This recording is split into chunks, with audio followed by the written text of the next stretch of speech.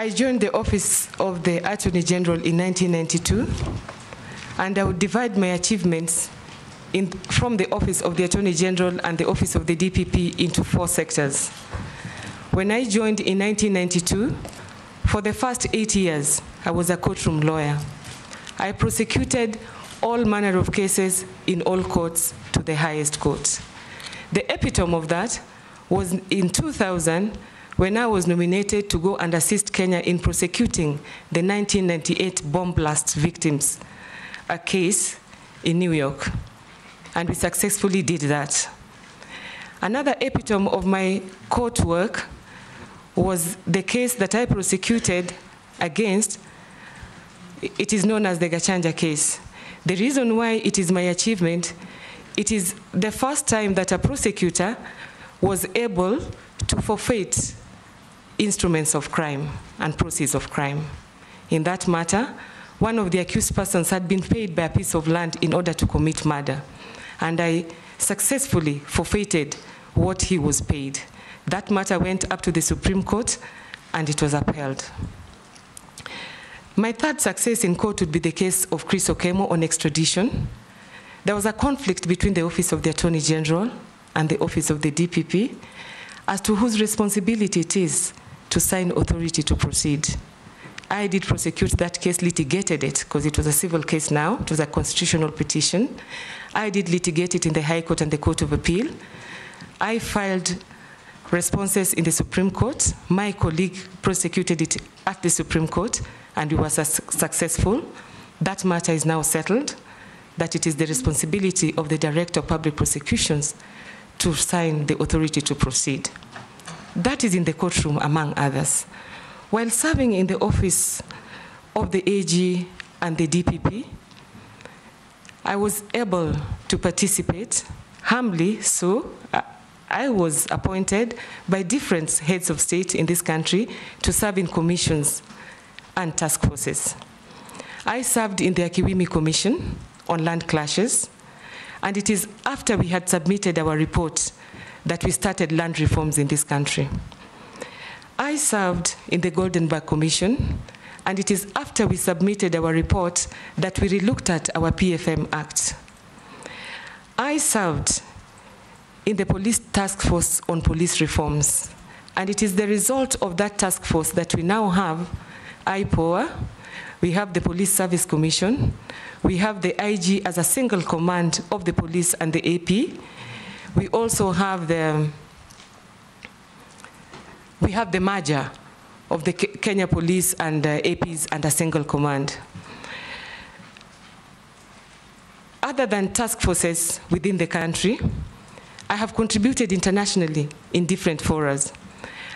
My first contribution was with the Commonwealth Secretariat. I was called in as an expert to review the Harare scheme on mutual legal assistance. It is after my contribution to the ComSec and successful review of that mutual legal assistance scheme that I came back and proposed to Kenya that we needed a Mutual Legal Assistance Act. The Kenya government agreed, and we came up with an act, and that is the act we are dealing with today, the Mutual Legal Assistance Act. Secondly, I have done a lot of work with the FATF. FATF is Financial Action Task Force. It is a group of G7 and other countries. They set standards on issues of money laundering and asset forfeiture. I am a trained evaluator. I've evaluated 2 countries, one in Africa and one in Europe, on compliance with the 40 recommendations. It is after my contribution to that forum that I came back to Kenya together with my colleagues, and we assisted in legislation of POCAMLA, which is proceeds of crime and anti-money laundering. It is also after that that we assisted with the legislation of Terrorism Finance Acts. A product of that is the FIU, the Financial Reporting Unit, the Asset Recovery Agency, and the National Task Force. I've also done some work with the UN. And at the UN, I assisted Kenya when we were negotiating the United Nations Convention Against Transnational Organized Crime. I also took part in the evaluation of that convention. I was again called in as an expert to make a digest, which I provided.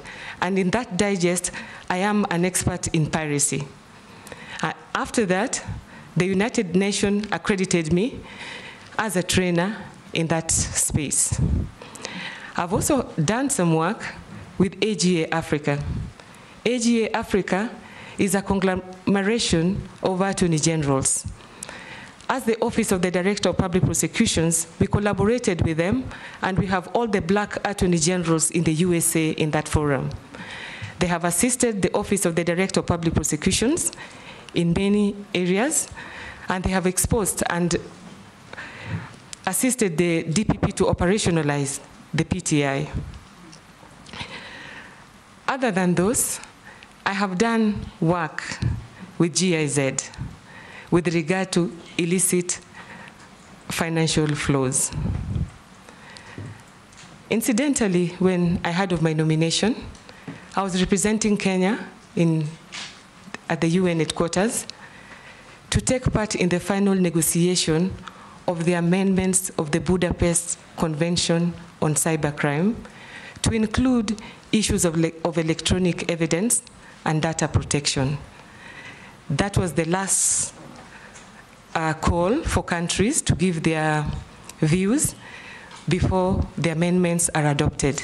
And I am hoping that after this initiative, Kenya will accede to the Budapest Convention to bridge the gap we have in electronic evidence and data protection.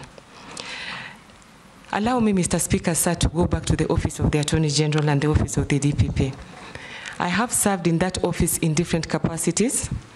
I have acted as the DPP in during 3 transitions, but now I am the Secretary of Public Prosecutions. When we delinked from the Office of the Attorney General, we had only 98 prosecution counsel, and we were in 12 regional offices. It was then my responsibility, together with the DPP, to rationalize staff and to operationalize the Office of the Director of Public Prosecutions. We have managed to increase the staff of the Office of the DPP from 98 to 1,600.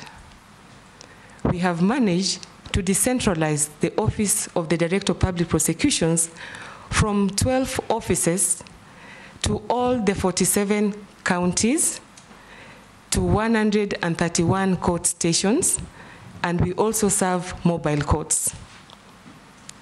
We have also managed, during that period, to civilize prosecution. What do I mean by this? Initially, police prosecutors were prosecuting in all courts. When we took over, we professionalized prosecution. We no longer have police prosecutors in our courtrooms. This is being done by prosecution counsel. Other than that, when Mr. Haji took over the helm of the Director of Public Prosecutions, he found, when we had an initiative where we were looking at the position or the contribution of the criminal justice sector to the development of this country, and how the Department of Public Prosecutions, or the Office of the Director of Public Prosecution, was assisting or impeding the realization of the objectives of this country. I therefore, together with others, started an initiative called All for Justice. And All for Justice, we wanted to look at the role the prosecution is playing in realizing the objectives of the criminal justice sector. We visited almost all the prisons in Kenya. We interviewed about 20,000 prisoners.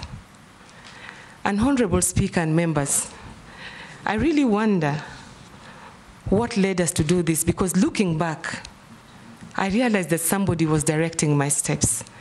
Because the conclusion of that report, which I have here today, indicated that what the prosecution wanted to do could not be done by the prosecution, but could only be done by the Attorney General. And I want to run over 4 of them. When we went through the 20,000 inmates, pretrial inmates,